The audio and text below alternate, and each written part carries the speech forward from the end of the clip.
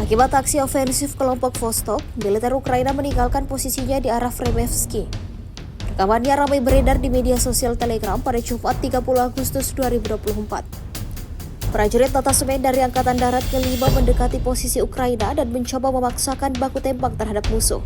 Terlepas dari keunggulan jumlah mereka, para prajurit Ukraina menyerah dan mundur. Namun dalam perjalanan mereka disusul oleh pilot drone Rusia. Selanjutnya, operator UAV dari pasukan Storm mulai mengebom ruang galian musuh dan benar-benar membakarnya. Dalam semua kasus, musuh harus meninggalkan posisinya dan mundur. Selain itu, patut dicatat kerja brilian dari pilot drone Rusia yang mengubah ruang galian menjadi abu dan anak-anak dari pertahanan teritorial tidak punya apa-apa untuk dijadikan pegangan.